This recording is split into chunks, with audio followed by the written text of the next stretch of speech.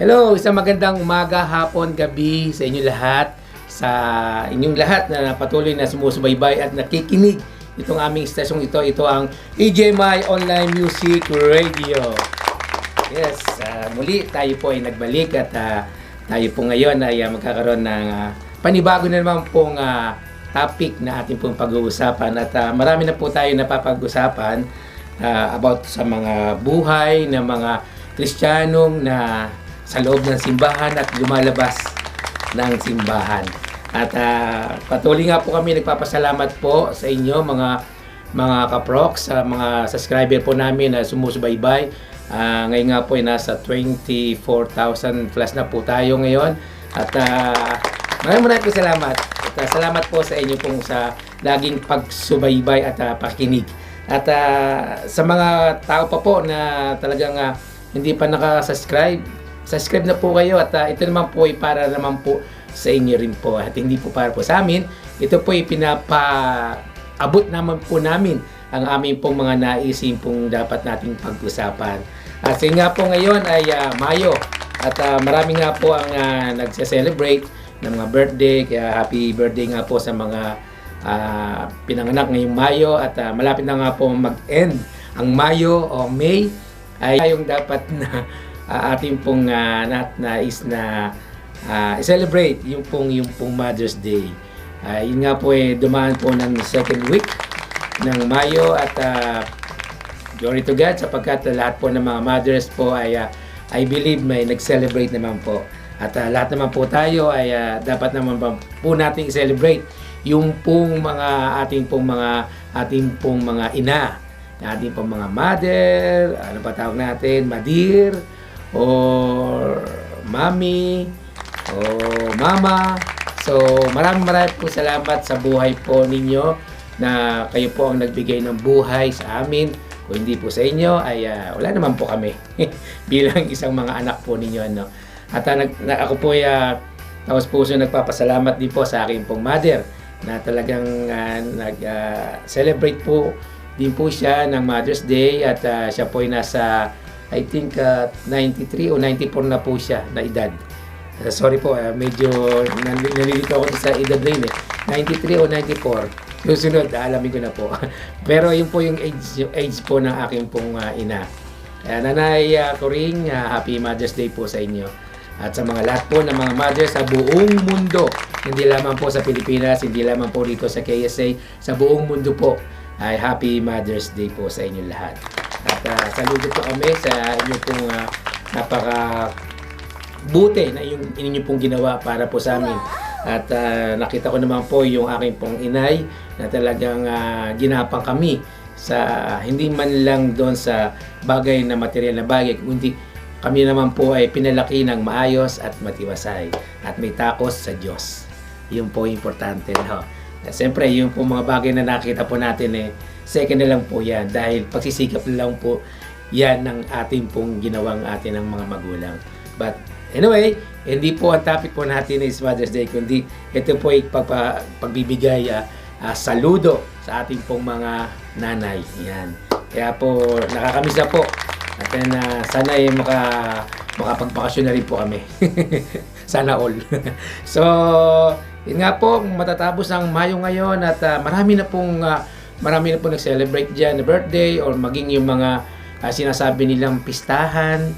Kasi Mayo nga alam ko ngayon, Flores de Mayo, yung mga ganun. But anyway, hindi naman po yun ang ating pong magiging topic, kundi ang ating pong pag-uusapan ngayon, ang ating pong kung ano yung ginagawa ng Diyos sa ating buhay.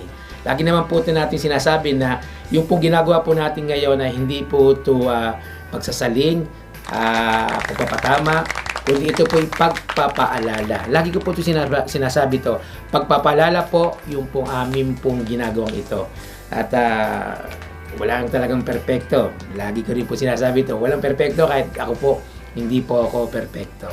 So, yun po ay ating pong pag-uusapan ngayon. Sabi nga ay pagka may tumatayo sa pulpito, pag mayroong sinasabi ang tagapagsalita, sabi nila, sabi niya, God is good. Sinasabi ng sumasagot ang congregation all the time.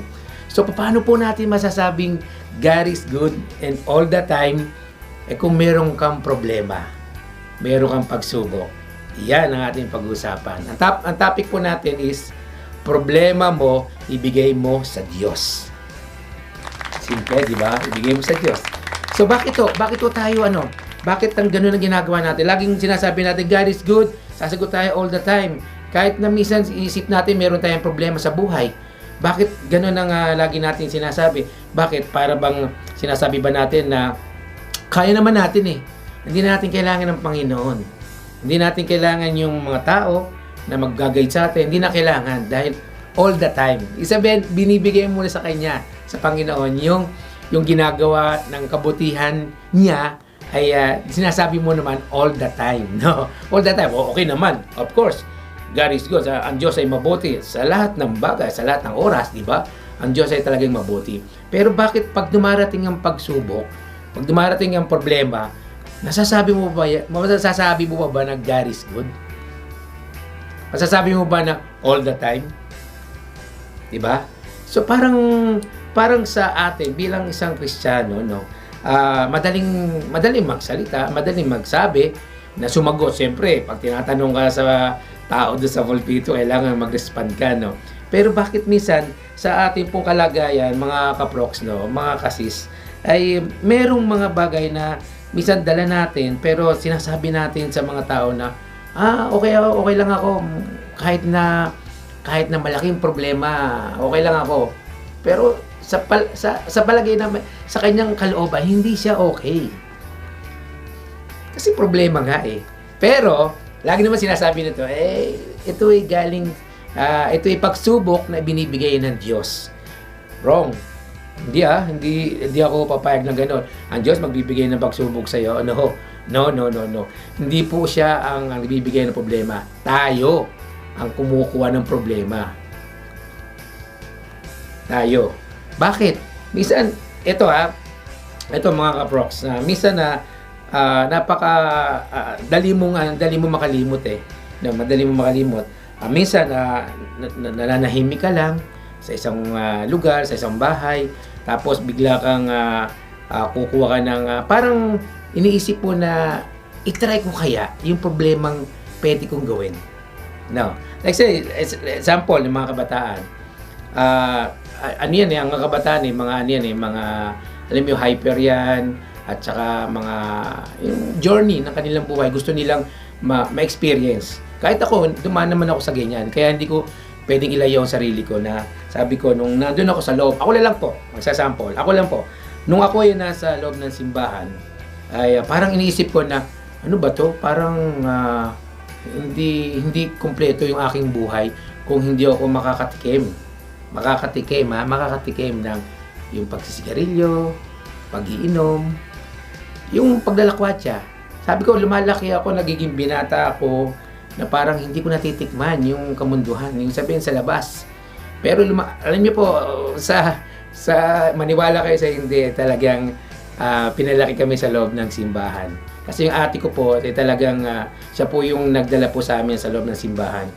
Bata pa po ako nyon, I think mga 12 years old yan. O 9 years old, nag-start na ako 12 years old, nagmumusician na ako So, parang sabi ko, parang boring. Boring naman dahil lagi na lang pag ganito na darating ang Sabado, practice, Friday, tugtugan.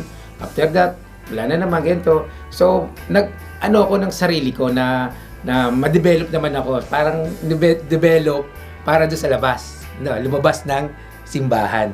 So, natikman ko, nasubukan ko. Pero that time na nung nakita ko ay hindi pala naging maganda sa akin dahil nakaka-epekto sa katawan, body. Bakit? Bakit ko nasabi? Kasi yung father ko, sa hindi nakakaalam, siyempre, yung iba naman nakakaalam, lagi ko ito pinapatotoo sa simbahan na yung father ko ay talagang smoker siya, yung naninigarilyo. Talagang ako pa yung inutusan niyang bumili ng sigarilyo sa labas. At minsan sindihan mo na, sindihan mo na. So siyempre, tuwa naman ako dahil sisindihan ko pag sinti ko, talaga hinihitit ko at sinusubukan ko tikman. Then pagka binigay mo sa kanya, ganyan siya. Then After that, inyo mga kaprox, namatay o humina ang katawan ng aking ama. Nung tinigil niya yung paninigarilyo, ay nandun na po lumabas yung problema. Problema saan? Sa katawan, sa baga, humina ang katawan niya. Pero, take note mga kaprox, ang father ko po ay mananakbo. Mananakbo, tumatakbo. So, hindi rin kahit na isa sports na nag-sports noon ay dinatna na siya ng sakit. So, ibig sabihin, mga kaprox, kung alam mo na merong problema mangyayari, bakit mo pa gagawin? Okay? Let's say, halimbawa, ito, marami to eh. Mali, yung sahod mo, hindi tama doon sa kukuha na mong utang. Halimbawa, mangungutang ka, maglo-loan ka. Ang sahod mo, palagyan natin 1,000 isang buwan. Malit na lang, 1,000. Sumutang ka ng 3,000 pesos hindi real, peso. So, alam mo na kakapusin ka, pero kinuha mo pa rin. Hindi tugma doon sa sahod mo, doon sa babayaran mo na 3,000. O, ang hirap yun, di ba? Problema yun. So, simple minsan, alam na natin yung problema, pero ginagawa pa natin. Sinusubukan natin. Bakit? Sabi mo kasi may Diyos. Sasabihin mo, tutulungan naman ako, Lord dahil may Diyos. Oops. Tayo gumagawa, di ba? Hindi siya. Tapos, sabihin natin, Lord, tulungan mo ako. Sana po makaahon kami sa buhay na ito. Magsikap ka. Di ba? Problema yun Talagang problema yun kung hindi ka magsisikap. Sinasabi sa Biblia, ang mga hindi nagtatrabaho huwag pakainin Yung mga tamad. Hindi naman tayo ganoon, di ba? No? Tayo po nagtatrabaho.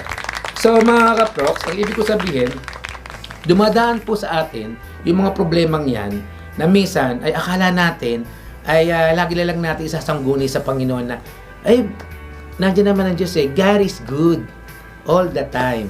Yan, laging nating nababanggit all the time. Pero pagtapos ng simbahan, alis sa simbahan, all the time nga ba? Wala nga akong makakain ngayon Di ba? Parang alam mo sa sarili mo na may problema darating, ini-ignore mo. Ikaw na gumagawa ng problema. Ito, isa pa pagsiselos. Minsan, okay, mag-asawa, natural lang minsan siguro para sa akin na minsan sawayin ka ng asawa mo, sawayin ka sa nakikita niya, or yung ginagawa mo, gawin mo, dati mong gawin na binata ka, okay lang, pero ngayon hindi na pwede kasi may asawa ka na. Pero yung pagsiselosan mo yung asawa mo na wala naman katuturan, ay problema yun. May problema ka, sis. May problema ka, prox. Diba? Bakit? Kung wala namang ginagawa yung taong yun, bakit ka magbibigay ng motibo na pagselosan mo siya o magselos ka? Yan. So, ibig sabihin mga kaprox, malihit na alam mo naman na yung tama at yung ginagawa ng asawa mo kasi kilala mo siya Mas kilala mo siya, mas marami ka nang kayong magkakasama, nakita mo na ugali niya, nakita mo na buong pagkatao niya, nakakasama mo siya sa pagtulog, sa pagkain, sa paglalakad, sa pagsasalita, kasama mo, papanood ng TV.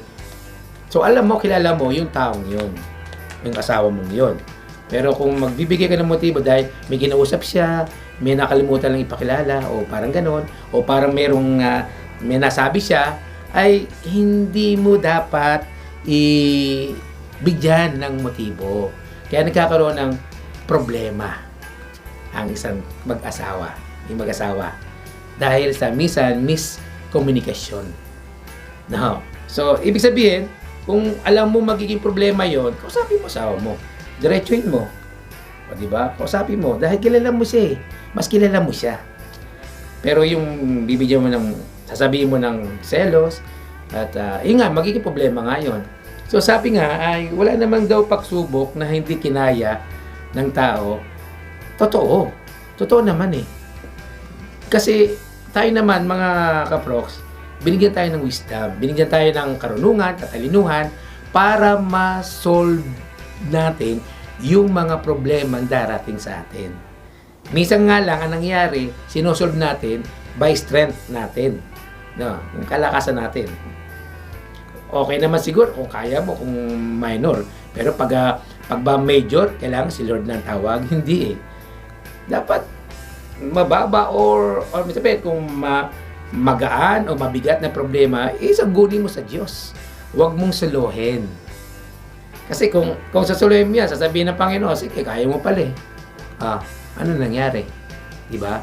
So, ibig sabihin, mga ka-prox, kung meron ka namang pinagkakatiwalaan, either na pastor o mga kaibigan mo, magulang mo, i-share mo, i-open mo yung problema mo para mabigyan ka ng magandang advice.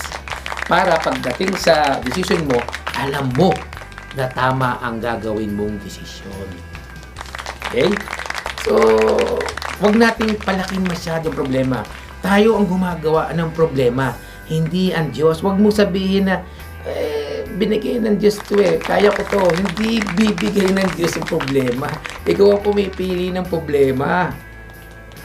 I believe na yung iba pong mga pastor ay sasangayon po sa akin sapagkat hindi naman ang Diyos ang nagbibigay ng problema sa atin eh. Actually, tayo gumagawa talaga. Totoo yan mga kaprox, mga kasis. Kasi tayo, ang Panginoon, lagi tulad niya, nakatunghay sa atin, tinitingnan niya tayo, pinakikinggan niya tayo, tinitingnan yung mga desisyon natin. Pero hindi siya ang nagbibigay ng problema sa iyo o sa akin. Tayo ang gumagawa. Pero bakit natin natapagtagumpayan yung ating pong yun? Dahil na rin sa biyaya at kahabagan ng Diyos. Diba? Simple. Kaya pagka mayroon tayong problema, Lord, ito pong problema nito ay kakaharapin ko, ba't ikaw ang tumulong sa akin? Ilang naman ang gusto ng Panginoon, yung magsalita ka sa Kanya, hindi yung solohin mo, kaya ko to, kaya ko to. Ay talagang bibigay sa iya, kakayanin mo yan. No. Kaya sabi ko nga sa inyo mga prox, maliit o malaki, isanggunin natin sa Diyos. Sapagkat ang Diyos lang naman talaga ang tunay na magbibigay sa atin ng kapahingahan at katalinuhan upang makapagdesisyon tayo ng tama. Hindi para ibigay lang natin sa Diyos. Bahala na ang Panginoon dyan, bahala na ang Diyos sa atin. Huwag ganon. Huwag ganon bahala. Sa araw-araw ba naman siya nag-provide sa iyo ng pagkain eh. Tapos pagdating sa problema, yung kasarapan mo, ginawa mo, pero pagdating sa problema, bahala ang Diyos. Mali yun. Kahit po sa music ministry, minsan na ito nangyayari huwag muna tayo mag-practice. Sa actual na tayo mag-practice. Kasi, bakit? Anong reason? Kasi wala yung isa eh. Bakit? Hindi ba matutuloy kapag kulang ang isa? Diba? Hindi, dapat tuloy pa rin. Either na kung mawala yung isa, ituloy mo pa rin ang paglilingkod mo sa music. Kung palagyan natin na wala, ito mabigat palagyan natin na wala ang drum. Hindi na matutuloy dahil walang beat. Hindi ganun. Tumuloy ka. Dahil kung meron naman nagki-keyboard dyan, dinilagyan mo ng beat. Kung wala nagki-keyboard, gitara. Ang tinitignan ng Diyos, yung puso mo at yung isip mo kung paano ka naglilingkod sa Kanya. Hindi yung talento mo. Yung talento, Kanya yan eh. Hindi naman yan sa iyo eh. Pinahiram na sa iyo yan dahil gusto ng Diyos na sambahin mo siya. Kaya ka binigyan ng talento. Ngayon, i-hold mo dahil mayroong isang musician na hindi pumunta o isang mga awit, hindi makakawit, gagawin mong actual na lang. Hindi tama yun. Never nyong dapat gawin yun sapagkat ang Diyos ang kaayusan. So, dapat inaayos. Hindi yung ipipresenta mo lang na basta-basta na lang. Kaya hindi dapat nyo gawin na on the spot, sige, konting oras lang yan, practice, ayos na yan. Huwag pong ganon, mga kaprox. Hindi nalulugod ng Panginoon doon. Gusto ng Diyos, sa umpisa pa lang, ay pinupuspos ka na. Sa practice pa lang. Para pagdating mo doon, sa araw ng pagsamba, nandun na yung kongregasyon naman, ang aakain mo. Hindi na ikaw. I-share mo naman, huwag mo naman salohin. Binilis ka na nga ng practice na yun eh. So, i-share mo na yon. Bubuksan mo na yon, yung way ng pagsamba para naman sa mga tao. Hindi na ikaw. So, problema yon. Bakit nagiging problema? Kasi hindi mo inaakay yung mga kongregasyon. Sinosolo mo na. Diba? Okay? Huwag naman po sana magalit yung iba. Hindi naman po lahat yung nangyayari to. Maaaring sinasabi ng iba, emergency wala na, no choice na Okay, fine. Kayo po yung nakakaalam, hindi po yung iba o hindi po ako. But ang akin lang po is pagpapaalala lang na kung may mga ganung mga senaryo, mga ginagawa, dapat mag-adjust tayo. Alam nyo mga kaprox, no? Wag nyo pong isipin na kapag meron na kulang, ay iisipin na lang natin na itigil na natin yon at iba lang, wag na tayo tumugtog o wag na tayo kumanta. Wag po. Importante ang praise and worship. Problema daw yan, sabi, hindi problema yan, problema mo yan. Dahil, pagka mayroong pagkakataon na gusto may magturo, hindi ka nag-aaral Prox, wala nagtuturo. Humanap ka ng mayroong matuturo sa iyo. Marami dyan. Ikaw lang tamad. Kaya sabi ko nga, kapag mayroong kang chance, bawa ako, ngayon nga po, ngayong this coming Friday o Saturday, mag-i-start na po kami na pagtuturo ng instrument. So ako po ay willing po magturo at magturo ng mga awit. So madagdagdagan yung mga knowledge o ng talento ng mga nais mag-aral. Ganun lang Habang ngayon, magbabakasyon mga kabataan, magturo ka, mag-share ka. Para hindi mo problemahin pagdating ng regular na may mga musician. Kasi minsan, huwag naman magalit ng iba, minsan, yung iba, matitigas na ang ulo. Dahil, wala silang kapalit Para naisip nila na, wala nang papalit sa akin okay lang. Hindi. Ang isipin mo, magturo ka na turo. Pag dumami yan, ewan ko lang, kung mag-isip pa yun ng ganun. Pero hindi po ito lahat huwag naman po magalit sa akin ang lahat.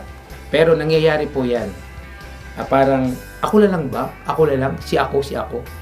Magturo ka, wala nang magiging si ako. Kami na. Sila. Diba mga kaprox? So, ang ating pong pinag-uusapan ito mga kaprox is galing po sa simbahan na lumalabas. No, parang ang problema natin ginagawang ito na ating pinag-uusapan, it's about yourself, yung sarili mo, ako. Na kapag tinanggap mo yung problemang yan, problema mo talaga yan. Kasi ikaw ang tumanggap. Pero kung alam mo na magiging problema at alam mo naman na darating yung problema, isanggunin mo na sa Diyos. Diba? Ganun lang kasimple kasi inihintay lang naman tayo ng Lord. Baka nga ang Lord nakaganyan Baka inihintay ka lang yan Ay, itong anak ko ayaw magsalita. Baka naka-ready na yung solusyon. Hindi ka lang lumalapit sa Diyos. Ito po yung pagpapaalala, mga kaprox hindi po ito panghuhusga. So, yun nga po, gaya po ng ating po na pag-usapan, simple lang naman po ang ating pong pinag-usapan ito. It's about problema. Problema ay dapat magkaroon ng solusyon. Hindi yan okay lang na dumaan yung problema, pero wag niyo wag niyo patambayin. Daan lang. Daan. Diba ganon? Dumaan, daan lang. Wag i-standby. So, yun po ay nais ko lamang pong i-share to sapagkat marami po sa atin na minsan naiisip yung problema na bakit daw na binibigyan tayo ng problema ng Diyos. Ang sagot ko po diyan, hindi ka binibigyan ng problema ng Diyos. Ikaw o ako, tayo ang gumagawa ng problema para maging sakit ng ating ulo. No? Pero gaya yung sinasabi ko sa inyo, ay kung alam yung darating at parating, hingi ka agad ng wisdom sa Lord. Para mabigyan ka ng bukas na kaisipan, bukas ang puso mo, para ang Diyos naman ay ikaw ay i-guide na niya. Okay? So maraming po salamat sa inyo po mga kaprox sa maiksi pong topic na ito about ng problema ibigay mo sa Diyos. Hindi sa tao sa Diyos mo ibigay.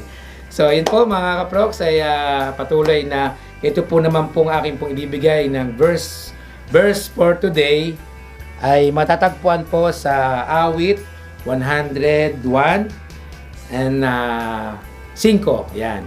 Awit 101, 5. Ito, mga prox. Sapagkat ang Panginoon ay mabuti ang kanyang kagandahang loob ay magpakailanman.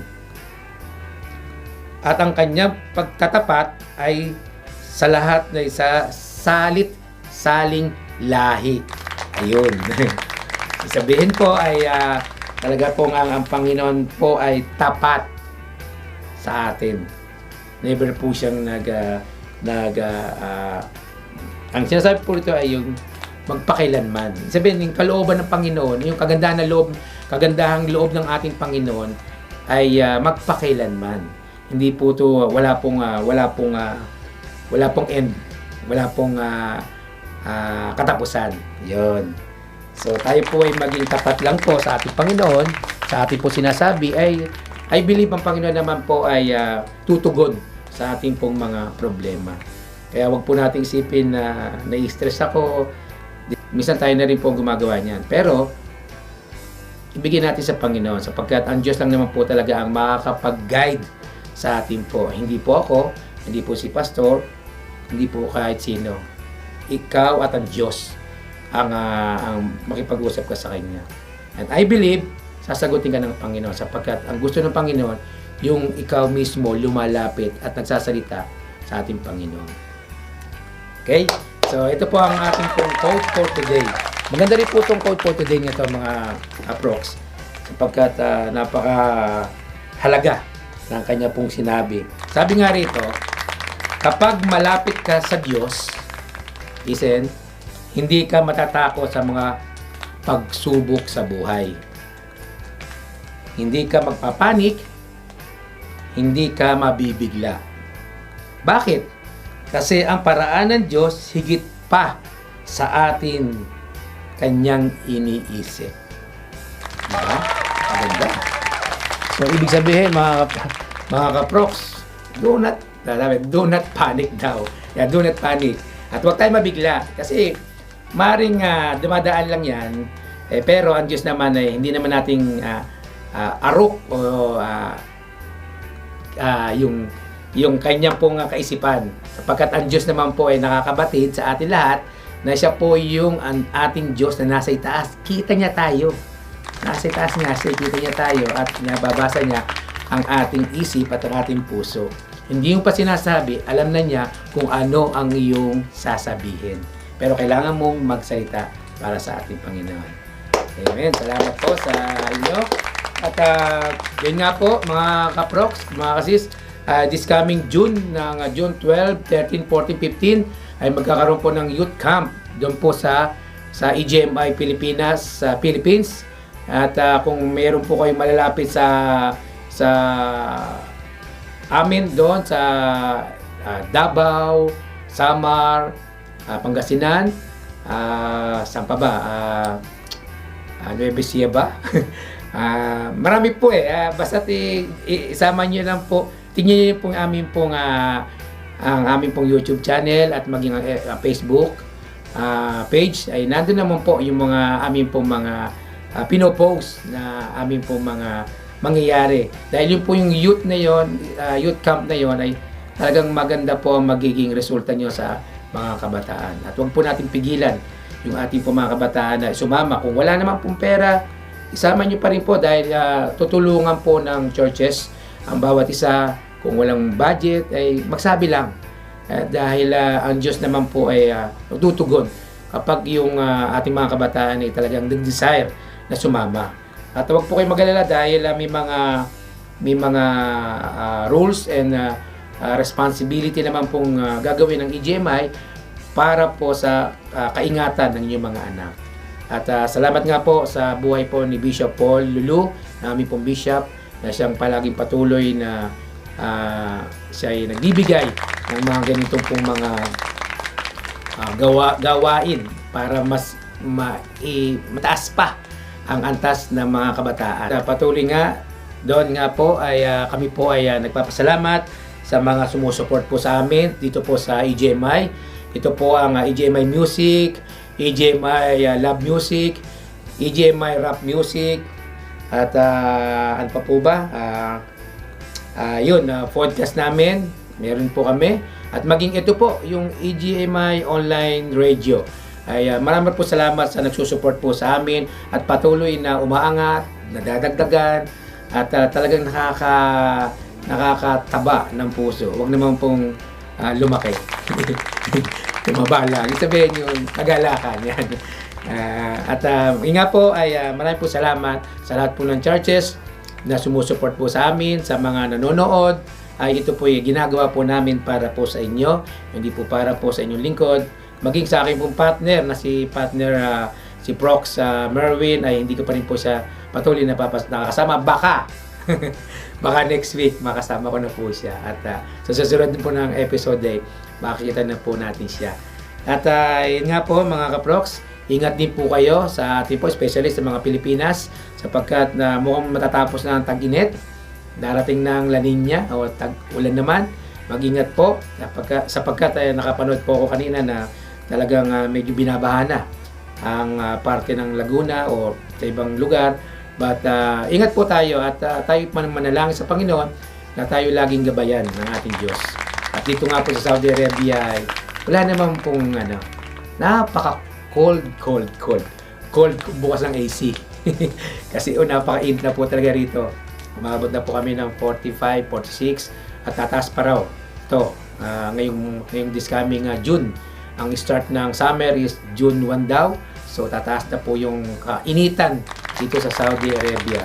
Kaya sa mga nanonood sa Saudi Arabia, mag-ingat po tayo. Lagi tayo may dalang tubig. At silong-silong din pag may time, no?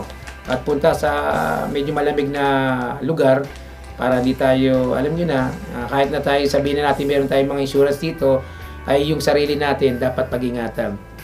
At ang nais ng Diyos na iniingatan din natin ang ating pong body. Hindi po yung bahala na si Lord, bahala na sa akin. Hindi puro bahala na. Binigyan ka nga ng kaisipan, no? So kailangan sumunod din po tayo sa nature, yung pong kailangan natin ingatan ating body. So maraming po salamat mga kaprox, kasis na kayo po ay lagi pong nakikinig at nakikinig ng aming pong mga awitin at inyo pong subaybayan yung pong aking pong awitin na lalabas. I think this coming pong before mag-end ng May, yung pong title po nyo na Luwalhatiin Ka. Nung una nilabas ko Kaluwalhatian. Ngayon Luwalhatiin Ka. Isa po siyang worship po uli. At ito po yung handog ko sa ating Panginoon at pwede nyo pong pakinggan at pwede nyo pong magamit sa simbahan po as a worship song. Maging si Ate Chloe Esteron ay lalabas po yung kanya pong awitin ng Pag-ibig ko'y totoo. Yan, Pag-ibig ko'y totoo. At pakinggan nyo po, napakaganda po ng tinig po talaga ni Ate Chloe. At napaka-ingam na siya po ngayon ay nasa Pilipinas na. Hi Ate Chloe! Shout out. At bago siya umuwi ay may mga awiting siya na iniwan pa before siya umuwi ay nakapag-record pa kami. Kaya abangan nyo pa yung duet namin ni Ate Chloe. At talagang napakaganda ng boses. At napakaganda naman po talaga ng mga boses ng mga nakakasama ko at nabibigyan natin ng mga awitin. At hindi ko na po isa-isahin dahil ang dami po nila. But I know ginagawa nila yun para sa ating Panginoon.